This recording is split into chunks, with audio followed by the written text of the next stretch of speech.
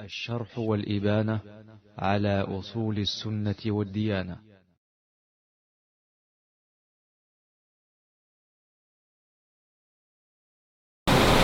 الحمد لله الذي أرسل رسوله بالهدى ودين الحق ليظهره على الدين كله ولو كره الكافرون.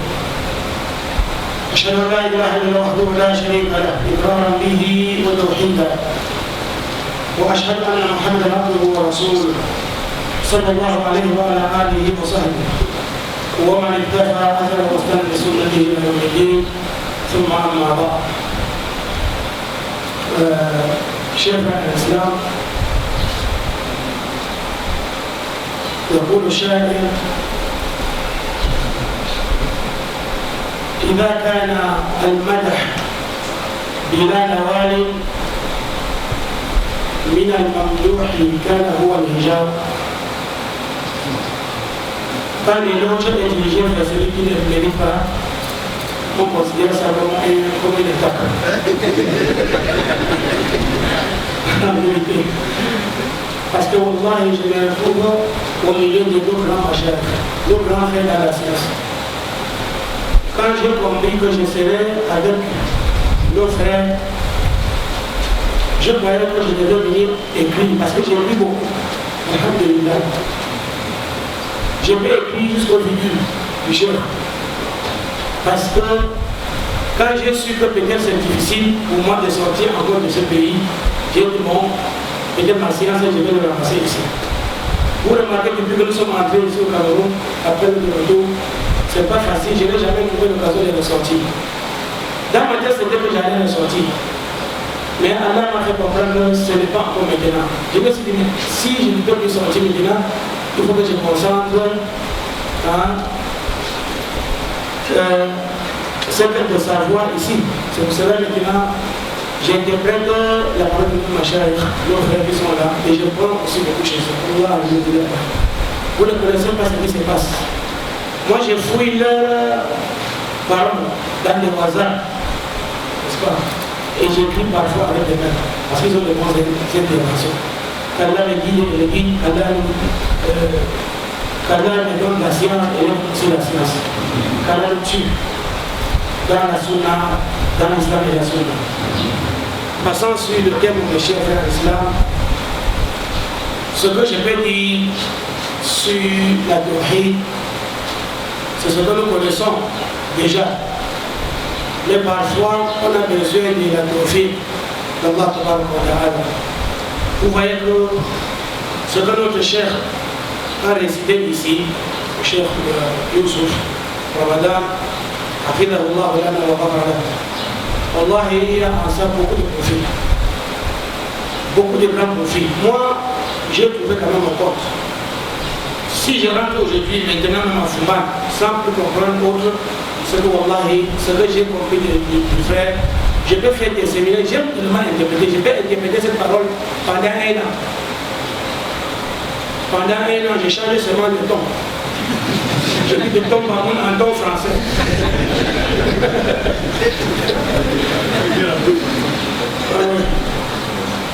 Allah Wallahi, il me repasse et qu'Allah les aide. Ce que je vais toucher faire sur la théorie, c'est que regardez les Quraysh et les Arabes avant l'islam, c'est très simple. Wallahi, avant l'islam, j'ai tant répété ce même parcours. Nous voulons maintenant montrer la valeur de théorie amaliya. Les Arabes avant l'islam et les Quraysh avant l'islam, avant la prophétie du prophète Mohammed sallallahu alayhi wa sallam, ils priaient. Les Arabes priaient. Les Arabes s'acquittaient de la zakat. Les Arabes faisaient le pèlerinage. Les Arabes jeûnaient. Les Arabes avaient la tawhid al-rububiyya. Les Arabes reconnaissaient la janaba. Et les Arabes ont fait la guerre sainte. la guerre saigne. Ils ont combattu pour la maison d'Allah. Comme l'histoire le dit. Pour la cause, pour préserver la maison d'Allah. Mais tout ça, ça ne les a pas mis dans l'islam. Parce que bon nombre de gens pensent que si un musulman il a prié, il a jeûné, il s'est acquitté de la zakat, il a apporté les actes d'adoration, sans l'unicité d'Allah, c'est suffisant. Wallahi, ça ne va le nier tant qu'il n'y a pas la tawhid. Je vais commencer, avant de détailler ce que j'ai dit, par la parole de Qayyim Rahmatullah.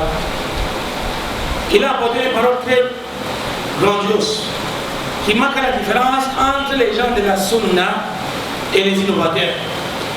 La vision des gens de la Sunna à côté de la vision des innovateurs.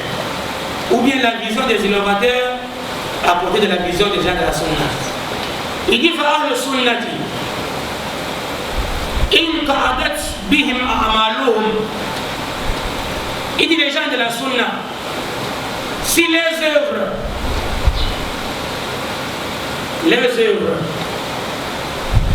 ils ne parviennent pas à œuvrer beaucoup au point où ils chutent.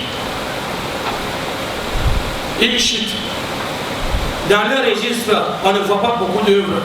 Ça les a affaissés. Les œuvres les affaissent. S'ils ne font pas trop d'efforts dans la prière, c'est ça l'explication. Trop d'efforts dans la zakat, trop d'efforts dans l'adoration en général.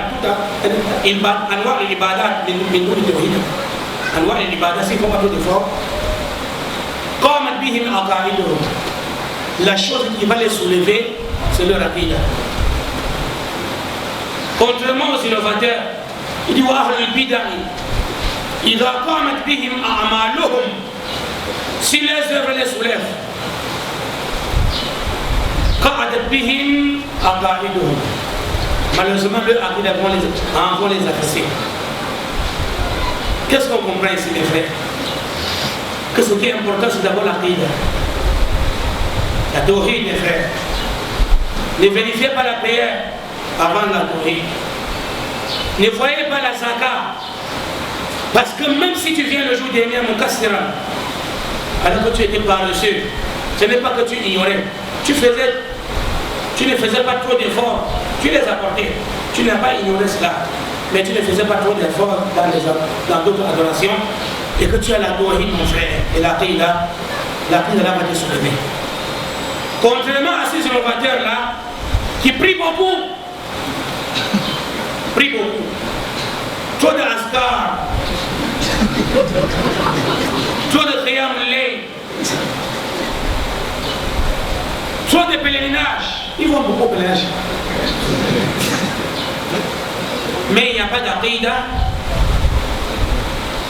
ils ne seront pas récompensés pour tout ce qu'ils ont apporté. Parce que lorsqu'on ne va pas trouver l'aqidah dans un dossier, tous les œuvres seront vaines. Regardez les Arabes. Allah dit pour la prière des Arabes, Ma kana salatuhum inda al-bayti illa muka'an wa tasbih. Ici, ne cherchez pas à comprendre comment est-ce qu'ils priaient. Ce n'est pas seulement ça que Allah veut que l'on comprenne. Il ne veut pas qu'on comprenne comment est-ce qu'ils priaient. Mais cherchez à comprendre dans ces paroles qu'Allah a confirmé au Quraysh la prière. Mais c'était comment? Tu ne parfais pas la prière que le Quraysh. Toi tu pries avec le démembré à la maison, lui il frappait les mains. Tu n'as pas de prière, tu n'as pas de prière. Parce que laisser une condition de la prière, tu n'as pas de prière, non? Les Quraysh aussi priaient en frappant les mains, en chantant. C'était la prière. Mais Allah a confirmé que c'était la prière des Quraysh. Donc ils priaient. La zakat, Allah dit وَجَعَلُوا لِلَّهِ مِمَّا ذَرَأَ مِنَ الْحَرْثِ وَالْأَنْعَامِ نَصِيبًا. Chaque fois qu'ils sortaient de la nourriture du champ, ils disaient ça c'est pour Allah. La zakat, voilà, tu l'as même besoin de sortir la zakat. Voilà. Donc Quraysh ici te dépasse. Et les Arabes te dépassent ici. Ils disaient ça c'est pour Allah et ça c'est pour nos idoles. Mais ils ont donné pour Allah. Les chèvres, les brebis, il dit ça c'est pour Allah et ça c'est pour nous. Ne comprendre, ne cherchez pas à comprendre la suite, comment il faisait après. Mais il donnait la zakat. Les Quraysh, comme il est venu dans l'hadith musulman, l'hadith Aïcha, elle dit que les Quraysh gênaient Ashura. Ils ont gêné. Les Arabes ont gêné Ashura. Quand l'islam est venu, le prophète a gêné aussi. Dans l'hadith musulman toujours, hadith Bukhari, hadith Abu Huraira, qui confirme que les Quraysh faisaient le pèlerinage. D'ailleurs même l'histoire de l'Ad.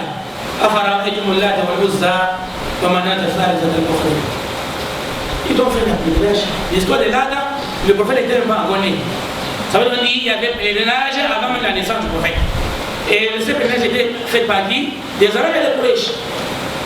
Mais tout ça là, les Quraysh croyaient aux œuvres d'Allah.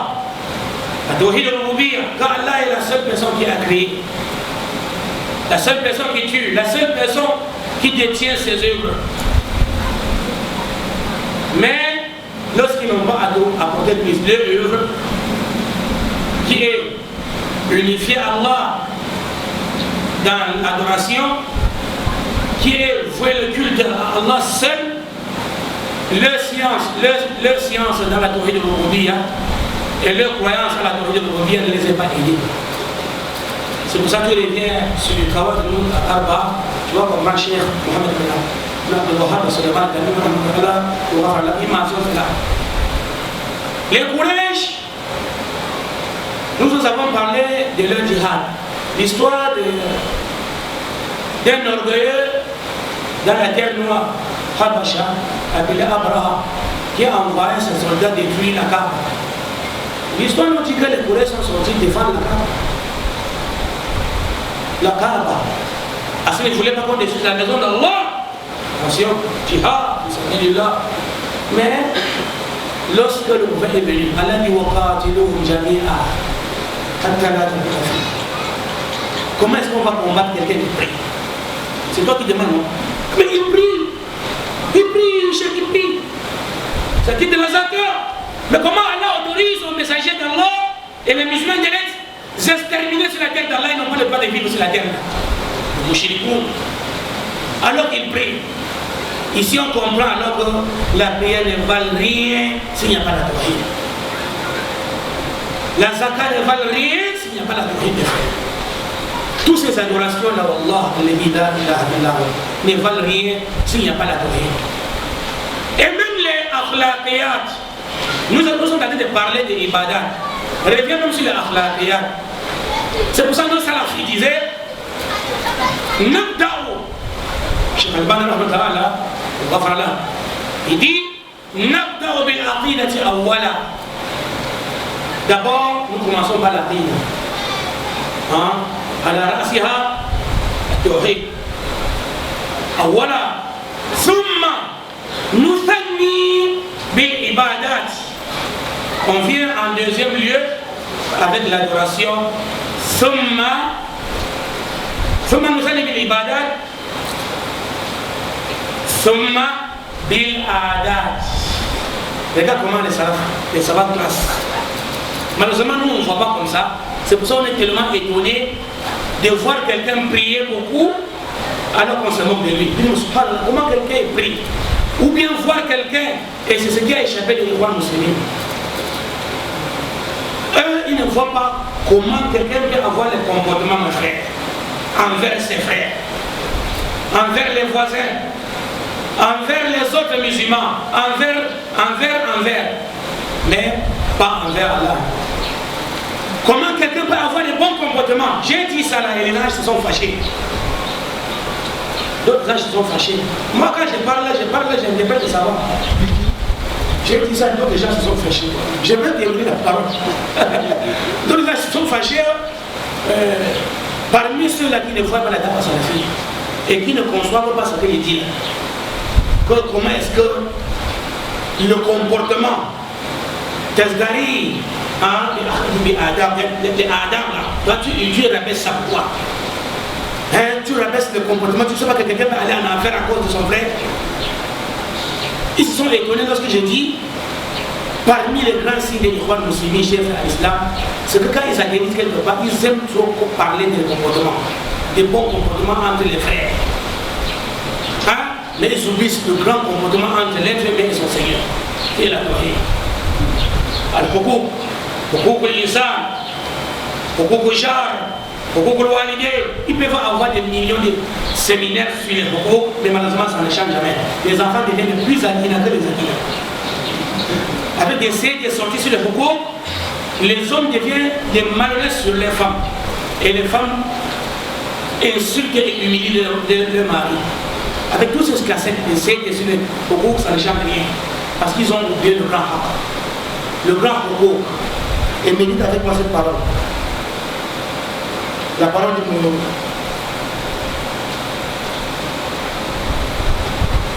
le Thémi, c'est très important. Le Thémi dit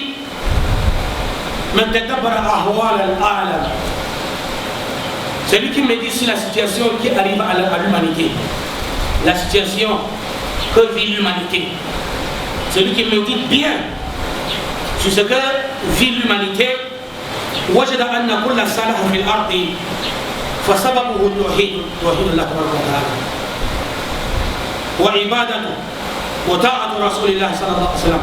Tu vas voir que tout ce qui les arrive comme bienfait, la cause c'est l'unicité d'Allah, c'est parce qu'ils vouent le culte à Allah, et c'est parce qu'ils adorent Allah seul, et c'est parce qu'ils suivent le message d'Allah et ils évitent l'innovation. Et il continue en disant Wakul Char, tu vas voir que tout mal, tout malheur, l'insécurité, la pauvreté, rébellion, Boko Haram, Ambazonia, tous ces désordres qui arrivent à un peuple, tu vas voir que tous ces mal-là, la grande cause de tous ces mal-là, c'est. Et tous les fitnas, la grande cause c'est le shirk, c'est lorsqu'on associe Allah subhanahu wa ta'ala. Et mukhalafat de Rasulullah, c'est ça. Et lorsqu'on continue le fait. Vous voyez, c'est pour cela. D'où vient l'insécurité au Cameroun? Il dit c'est le shirk. Comment vous pouvez attendre qu'Allah vous donne la sécurité alors que vous l'associez? Vous associez Allah sur la terre d'Allah. Allah vous crée. Il vous façonne l'air là que vous respirez. Wallah, l'air là, vous voyez là. C'est brut, hein. Avant que ça rentre dans tes narines et que tu inspires pour expirer, Allah, je ne sais pas comment dire. Hein? Ce sont les noms créants. Je n'ai pas compris. Il a transformé. Il transforme l'air. Parce que si ça entre l'air que tu vois là, si ça entre brut, ça va même te tuer. Allah touche encore l'air avant que tu inspires. Pour toi, l'être humain. Il te facilite ta vie. Il te donne le travail. Tu n'étais pas le meilleur à l'école ou le meilleur commerçant. Il te donne la richesse, il te fait réussir. Alors qu'à côté de toi, il y a ceux qui ont fait l'effort pour chercher plus que toi. Il te fait, quand tu as les moyens maintenant, qu'est-ce qui te reste? Marier les filles, les femmes brunes. Parce que quand tu as de l'argent, la femme ne peut que ce qui est brûlé. Et avoir des beaux enfants. C'est pour ça que quand tu as une belle femme, il te forme des beaux enfants avec des têtes rondes. Allah te donne ça, il soulève ta maison, tu construis, tu vas vers le haut, il te donne les grandes voitures, et il n'y a pas un mal sur la tête d'Allah que de l'associer. Tu deviens ingrat, tu l'associes avec tout ce qu'il t'a fait. C'est pour cela qu'on ne peut pas vivre la sécurité avec le shirk. Wallah, j'ai toujours réclamé ça. J'ai réclamé que notre gouvernement, nous ne sommes pas des gens qui sortent contre le gouvernement, mais nous sommes les gens qui doivent soutenir. Nous allons soutenir le gouvernement pour que, dans le bien, pour que les gens vivent ici aisés et dans le delà. Les soutenir dans le bien. C'est pour cela notre part, notre contribution, c'est que si le gouvernement veut la paix au Cameroun, il faut qu'il tue les magiciens et les charlatans. Allah, il est dit là. Car c'est eux la cause de tous les mal ici au Cameroun. Je ne m'amuse pas mes chefs d'Islam. Il n'y a pas de sécurité avec le Chine. Et il n'y a pas de souffrance avec la tawhid. On ne peut pas souffrir quand on a la tawhid. Tout ce qu'on peut voir comme difficulté, c'est la peut être les épreuves pour que le degré du paradis augmente. Alif Lam Mim. أحسب الناس أن يتركوا أن يقولوا آمنا وهم لا يفتنون ولقد فتنا الذين من قبلهم فليعلمن الله الذين صدقوا بالكاذبين. Ça ne peut qu'être Allah veut que tu quittes du paradis en bas vers le paradis du haut. Mais l'homme du Tawhid va pas dire qu'il a subi des châtiments d'Allah. Allah ne donne pas ces châtiments à l'humanité. Mais les épreuves pour augmenter le degré au paradis. Mais le châtiment vient avec le shirk. C'est pour cela, chers frères en islam, la vision, quand j'ai dit, lorsque nous apportons les paroles comme ça, il y a des gens qui sont étonnés, les ikhwan musulmans, excusez-moi. Ils se disent comment est-ce que l'homme peut parfaire le comportement avec les autres. Vous venez dire que ça ne sert à rien ce qu'ils font. Wallah, les salafs salih, c'est leur aqida. Et Inch'Allah, nous demandons à Allah de nous faire mourir dans cette conception et de cette vision. Les salafs salih, il n'y a même pas un qui a contredit l'autre. Ils voyaient que l'aqida et la sunna, ça devance et devancer est meilleur plus que les comportements et l'adoration. Revenez d'abord sur la parole de Cheikh Al-Bani qui vient même de partir. Il dit nous commençons par l'aqida, la tawhid, et puis nous revenons sur l'adoration. Ce qui veut dire si la tawhid n'est pas parfaite, ne priez pas, vous perdez votre temps. Ne fais pas de bons comportements avec tes frères, tu perds le temps. Car tu ne seras pas récompensé. Wallahi, وقدمنا إلى ما عملوا من عمل فجعلناه هباء منثورا. C'est pour cela Mohamed Ben Hadi Madkhali, hafidhahullah ta'ala wa ghafara, il est en train de traduire un livre, Ibadat al-Sughra, Ibn Abi Bakr al-Maqburi, il dit une parole. Après avoir rapporté la parole de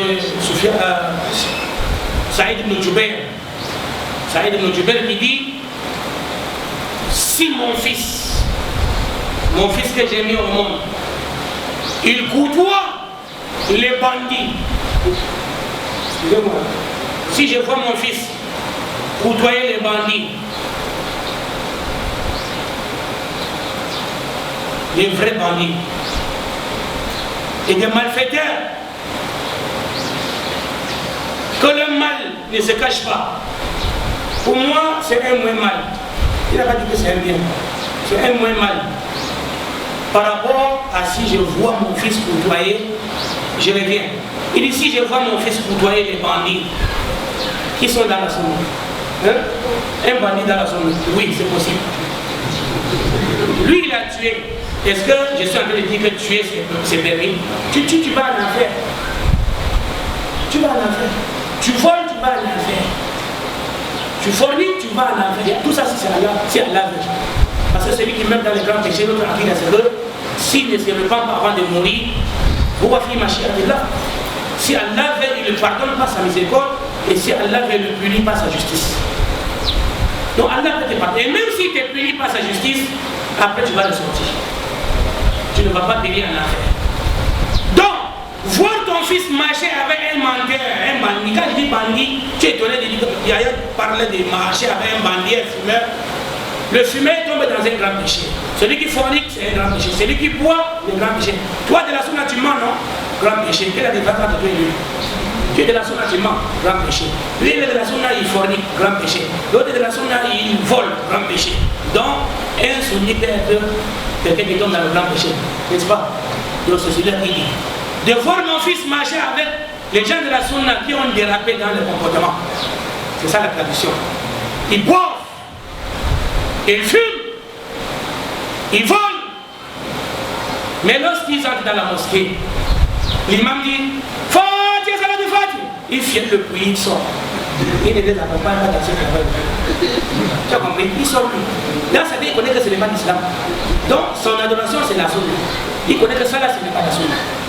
La sunna, c'est que la prière, il n'y a pas, on n'autorise pas ce que l'imam autorise. Lui, il n'associe pas. Il n'a pas les amulets d'oreilles, ni les talismans, ni les gris-gris, ni les cordes. Il n'associe pas Allah. Donc, son grand problème, c'est que le vol, il ne connaît pas comment il va laisser. Ça le dépasse. L'autre là, la fornication le dépasse. L'autre là, la tuerie. Donc, tout ce sont des grands péchés. Attention, ce sont des grands péchés. C'est pas nos salafs disaient, les salafs disaient, j'ai interdit le vol. J'interdis la fornication, j'interdis la tuerie, j'interdis. Mais s'il faut que mon fils tombe dans ces mal-là, c'est mieux pour moi que de le voir marcher avec les innovateurs. C'est mieux que de le voir marcher avec lui. Les innovateurs, mes frères, parce que c'est deux choses différentes. Le grand péché est l'innovation, l'autre n'est pas ça. Le grand péché, quelqu'un connaît qui pêche. L'innovation, il croit qu'il adore. Il ne connaît pas encore qu'il est égaré. En plus, l'innovation, c'est le cousin direct du shirk. C'est le cousin direct.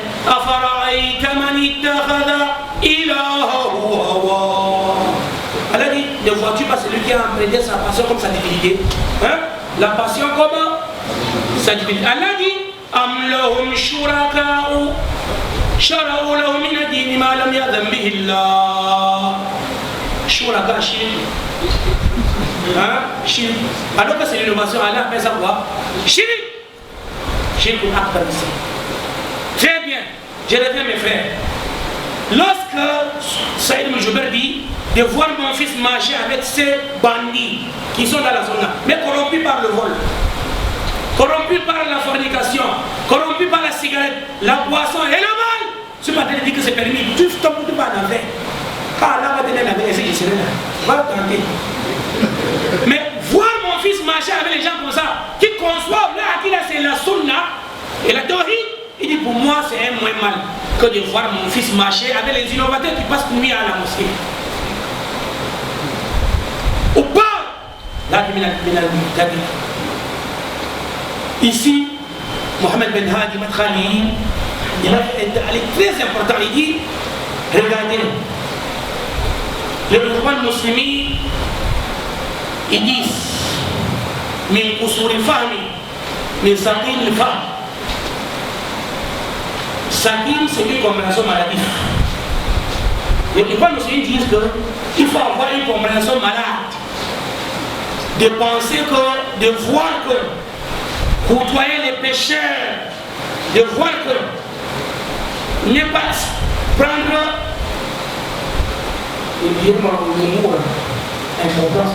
ne pas donner l'importance au comportement et moins ne je ne demande pas si il faut qu'on donne l'importance à la vie avant. C'est pas ce que je comprends. Les trois musulmans qui arrivent ici disent celui qui pense que avoir un comportement envers ses frères mauvais, si on parfait la guida, est mieux, ça là c'est une compréhension maladie. Rabbi Mohamed Ben Hadi Madkhali dit, regarde comment les rois musulmans font un réplique à Saïd Moujoubert. C'est comme s'ils disent que Saïd Moujoubert a une compréhension maladie. Parce que chez Saïd Moujoubert, il voit que avoir un comportement malade, marcher avec des bandits, être bandit, fumeur, buveur, c'est moins mal que de marcher avec les innovateurs. Contrairement à la compréhension des trois musulmans, dit ça là c'est une mauvaise compréhension, une compréhension maladie. Donc il fait réplique à qui ici. C'est pour ça que lorsque le chef arrive ici, il apporte un sabou à sa place. Et chez nous les Al-Soulejama, on connaît ce qu'on appelle insulter les innovateurs. Il y a dans le livre du Salaf, Babu Sabbi al-Bida. Tu n'es pas encore avec la bataille, laisse les savants insulter. Babu Sabbi al-Bida. C'est pour ça qu'il avait dit Tabban les shahadat lam touris ilma sahih. Il dit maudit soit un diplôme qui n'apporte pas une science. Voilà. Quelqu'un qui parle ramasser des diplômes, doctorat, licencié, n'importe richesse, son problème c'est des diplômes. Pour arriver, il faut qu'il soit le plus diplômé du village, du territoire que les autres. Malheureusement, ça n'apporte pas une science. Voilà. Donc, il maudit ce diplôme-là qui n'a pas une science. Voilà. Ces gens-là apprennent beaucoup, ils ont des diplômes, Mais il n'y a pas les plus ignorants sur la terre d'Allah que eux. Ça, c'est la fatwa de Cheikh Al-Bani. Il dit, je ne vois pas les plus ignorants de la terre sur la terre d'Allah que les Kéfars musulmans. Vous savez pourquoi il dit ça? Vous savez pourquoi? Comme ma mère, tu n'as pas appris avant toi. Il dit parce qu'il dit, le da'wah est tellement basé sur le changement de régime. Changer de régime. Et il ne médite pas. Il ne médite pas que depuis que le monde a commencé jusqu'aujourd'hui, tous ces Irwan, les ancêtres qui sortent du contre le gouvernement, n'ont jamais, personne n'est jamais sorti depuis le début de ceux qui sont, leur début jusqu'à nos jours. Personne n'est jamais sorti et après leur sortie et que le régime est, ils ont parfait le régime. Même pas un exemple. Dis-moi ce régime qui est sorti contre le gouvernement et que les gens ont vécu mieux avant la sortie. Depuis le Khawarij jusqu'à nos jours, cette vision ils ne voient pas, ils sont les plus ignorants de la terre. C'est pour cela que j'ai fait ça, je reviens. La tawhid chez nous est très très importante et très capitale. C'est pour cela que nous voyons la tawhid avant l'adoration. Et nous voyons la tawhid avant le comportement. Parce que la tawhid, parce que le comportement et l'adoration, si ça arrive, il n'y a pas la tawhid, tu ne seras pas récompensé et tu n'auras pas l'agrément d'Allah subhanahu wa ta'ala. Il me reste combien de minutes? 5 minutes. Où je suis déjà fait en islam, je reviens où j'ai commencé pour vous dire, méditez avec moi que les Quraysh ont prié. Ça ne doit pas être la prière ne doit pas être la première des choses dans nos visions. Bien que c'est un pilier de l'islam, n'est-ce pas? Celui qui nie à la prière sort en islam.